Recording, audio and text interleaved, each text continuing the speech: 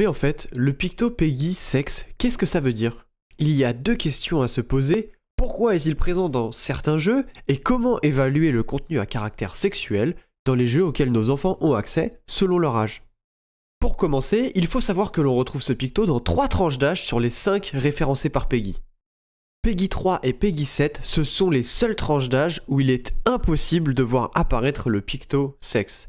Le sexe n'existe tout simplement pas dans les jeux étiquetés PEGI 3 et PEGI 7. PEGI 12, le sexe peut être présent mais selon des règles bien définies. La nudité est légère et non explicite, les personnages du jeu peuvent sous-entendre certaines pratiques mais de manière légère, comme par exemple dans les Sims 4.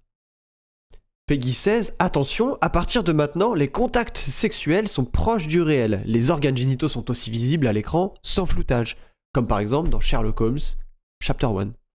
Dans les jeux PEGI 18, plus de secret, le jeu met en scène des contacts sexuels explicites, on ne se cache plus et on représente des scènes hors du commun.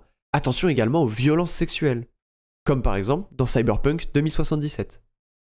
Pour finir, surveillez bien à qui vous donnez accès à ces images, car elles risquent de créer une fausse représentation de ce qu'est la sexualité, au risque de construire des standards qui ne constituent pas la réalité de ce que sont les relations sentimentales et sexuelles chez les adultes.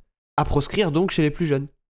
On espère vous avoir donné quelques clés de lecture sur le pictogramme sexe et ce qu'il implique. Alors soyez attentifs à cette signalisation lorsque vous achetez un jeu à destination de vos têtes blondes. N'hésitez pas à vous abonner à Horizon Multimédia pour plus de petits conseils comme ça.